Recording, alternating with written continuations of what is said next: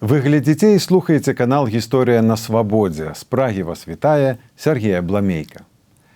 Няўжо праўда, што ў Вільні ў 16 стагоддзі існаваў звычай, паводле якога мужчыны пускалі сваіх сяброў і гасцей у спальню да жонкі? Ці ўсё мы ведаем пра норавы і мараль жыхароў Вялікага княства Літоўскага? Пра гэта і шмат што іншае мы пагаворым з аўтаркай больш 150 навуковых прац, у тым ліку кнігі «Культура сексуальных стасункаў у Вялікім княстве Літоўскім у 16-17 стагоддзях» кандыдатам гістарычных навук Натальяй Сліж.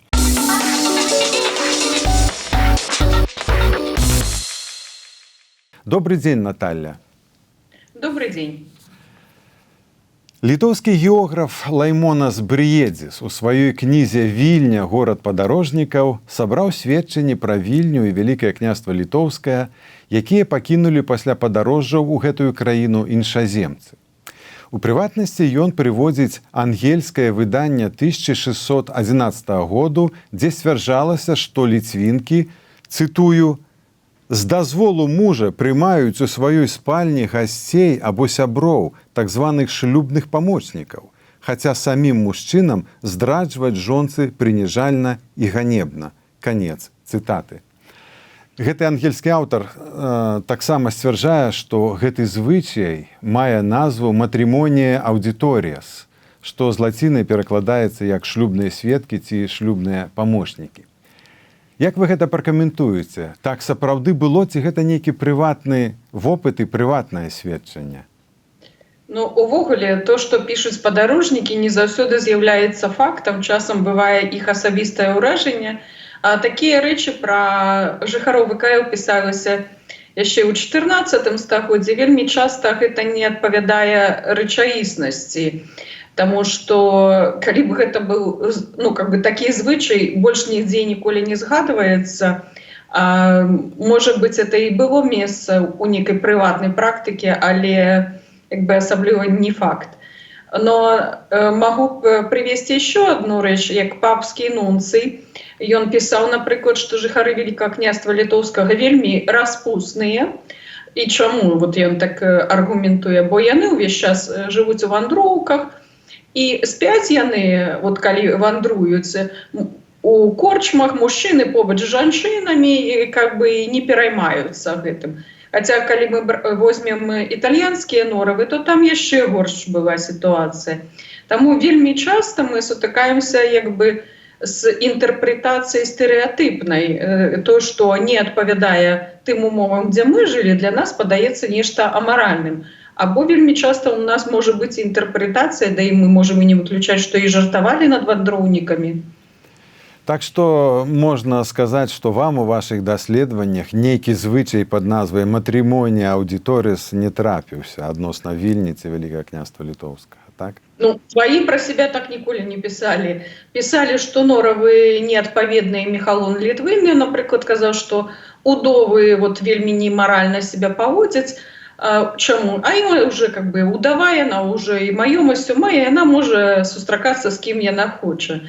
У гэтым плане часам публіцысты адзначалі, што слабасць нораваў, хаця паняцце нораваў і маралі зноў жа у кожнага сваё, улічваючы, што пратэстанты мелі свае ўзоры, праваслаўныя свае, каталікі свае, то вельмі часта гэта амаральна было з пункту гледжання рэлігіі ці саслоўных нейкіх звычаяў. І перш чым мы пойдзем далей, у мяне да вас такое падрыхтовачнае пытанне, ці нават тэарэтычнае. Адкуль паняцце сексу паходзіць? Калі яно прыйшло ў Вялікае княства Літоўскае і як паўплывала на стэрэатыпы паводзінаў людзей? Увогуле, сказаць, як мы зараз разумеем, напрыклад, і як разумелі ў старажытнасці паняцце секс, это дзве розныя рэчы.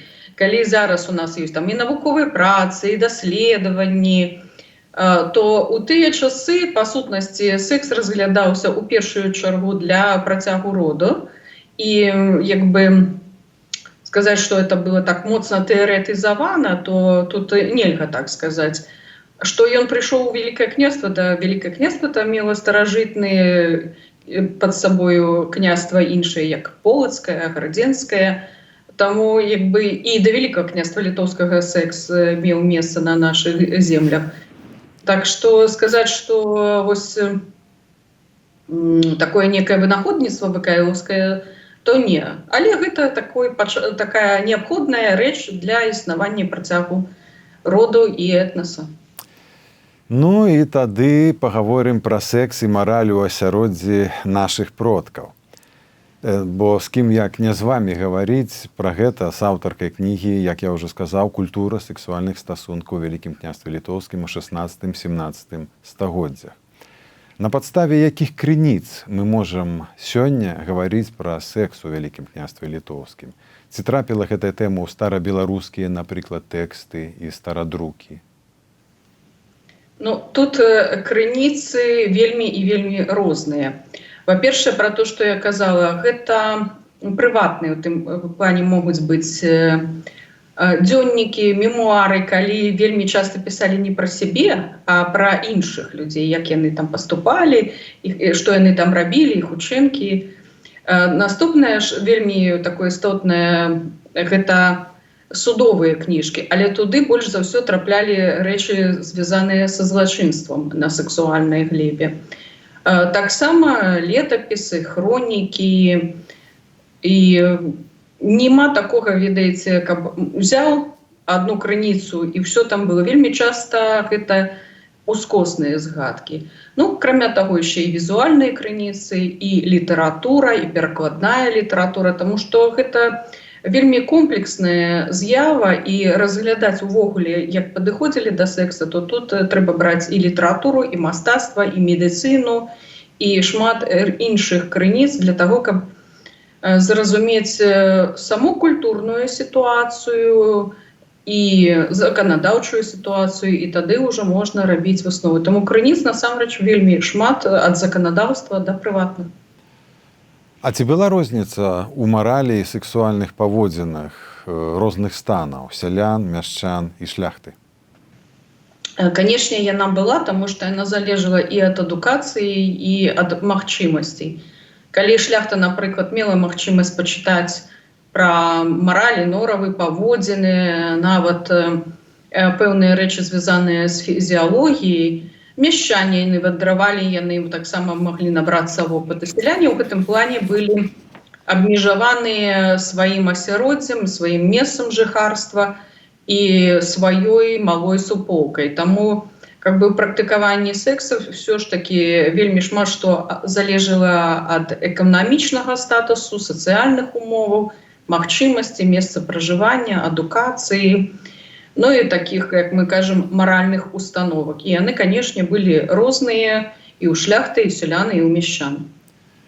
Ну і, канешне, у нашай гаворцы галоўнае пытанне гэта секс шляхты, або шляхта і секс.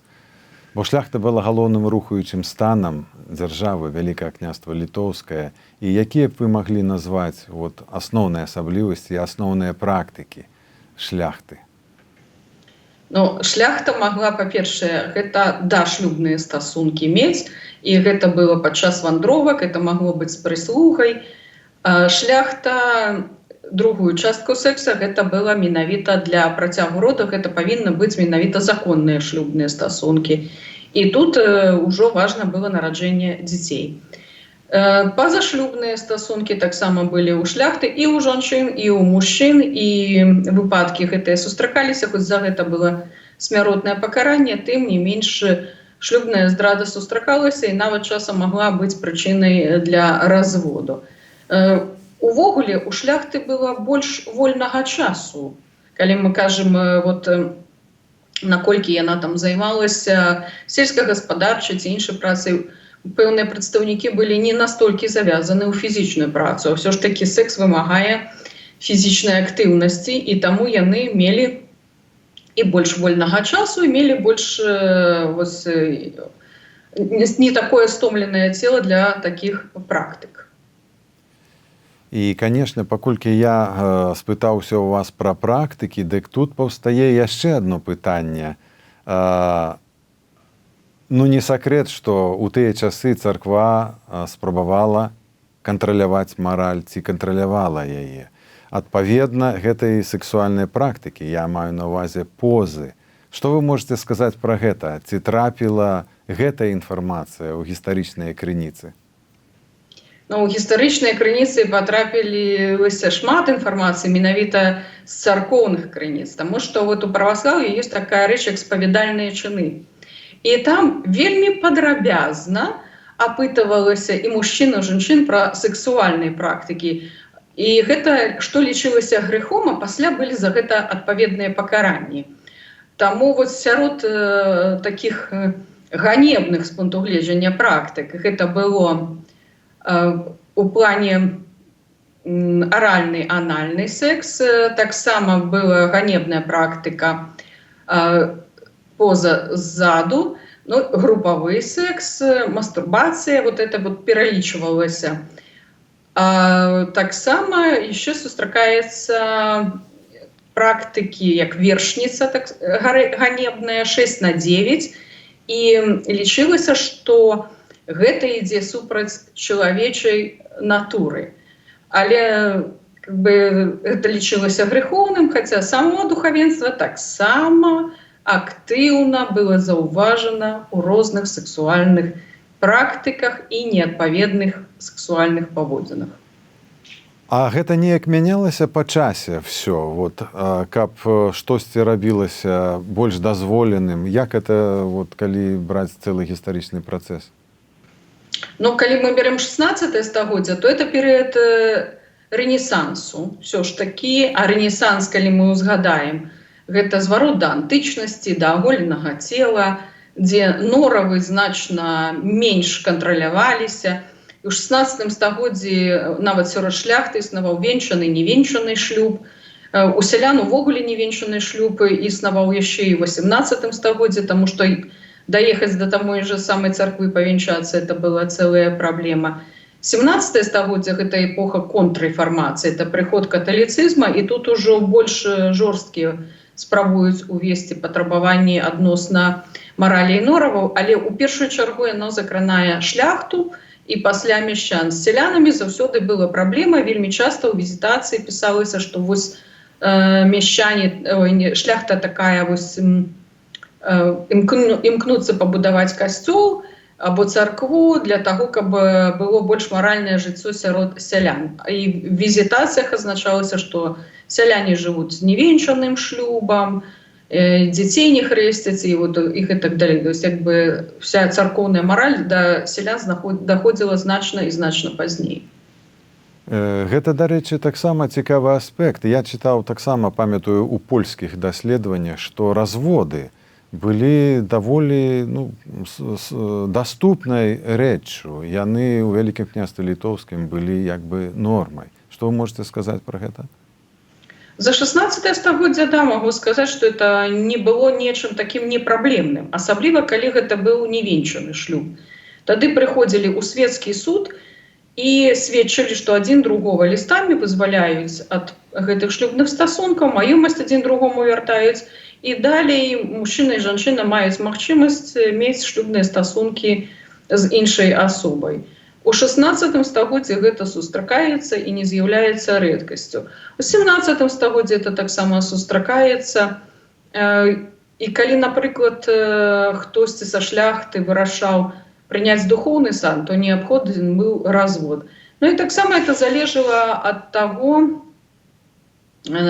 ад матэрыяльных магчымасцей шляхты і ад пэўных стратэгій шлюбных. Развод маглі ўзяць і як бы яшчэ існаванне канкурэнцыі паміж рознымі рэлігіямі таксама давала магчымасць на больш свабоднае такое маральнае жыццё. І, відаць, гэта залежала ад канфесіі. Відаць, католікам было цяжэй развесціся, чым праваслаўным, не? У католікаў былі разводы, і у уніятаў былі разводы. Як бы часамі это магло быць залежыць ад статуса самой сям'і, бо, напрыклад, некаторыя не ўваходзілі ў развод, а проста жылі асобна, таму што ў каталіцызме яшчэ такое практыкавалася як сепарацыя. У адних выпадках маглі развесці вельмі хутка, у другіх выпадках это магло займаць значную колькасць часу. Таму вот па-рознаму было. Статыстычна вельмі цяжка зрабіць даследаванне, таму што не захаваліся ў поўнай мере духоўныя кніжкі. Всю інфармацыю, што я знаходзіла, это вельмі часта ўскосныя звесткі, а вось менавіта самі разводы, яны фіксаваліся ў духоўным судзе, і это быў першы этап, але это афармленне пачынаецца толькі з канца 16 стагоддзя, а другі этап развода – это светскі суд, калі яны ўжо дзеляць маёмасць. І вось калі няма інфармацыі з духоўных судоў, якія вот разбіраюцца гэтыя ўсе маральныя рэчы, то вельмі цяжка вось вызначыць эту всю статыстыку.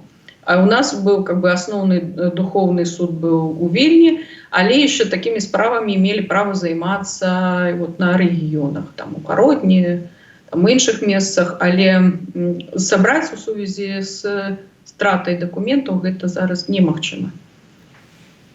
Я памятаю, недзе чытаў, што сяляне былі вельмі стрыманыя ў сэксе. Той аўтар пісаў, што секс сялянам быў патрэбны толькі для працягу роду, а такім займаліся вельмі рэдка.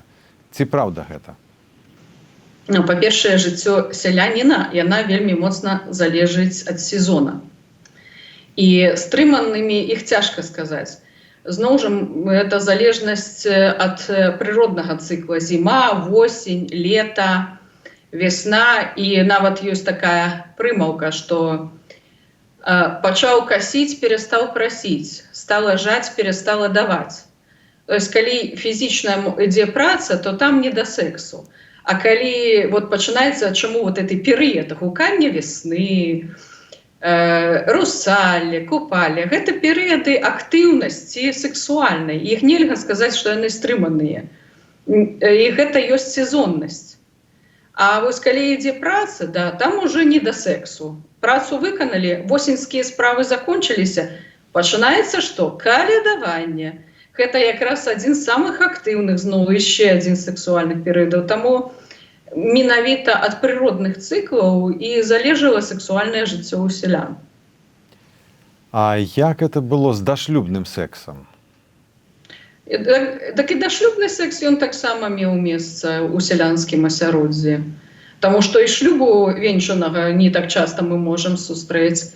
І пазашлюбныя дзеці былі, ўсё гэта было. І сказаць, што стрыманыя, ну я б так не казала, тым больш, што, напрыклад, сексуальнае жыццё – гэта не эканоміка. Это калі мы можам взяць эканамічныя кніжкі, там мытныя кніжкі, пралічыць, які тавар карыстаўся попытам, то тут мы не можам вызначыць у 17 стагоддзя інтэнсіўна сексуальнага жыцця. Я не магу правесці сацыяльнае апытанне, паразмаўляць з сялянамі і сказаць, колькі і хто, і з кім і як. На сённяшні дзень і зараз вам не кожны праўду скажа пра сексуальнае жыццё, а пра тыя часы тым больш.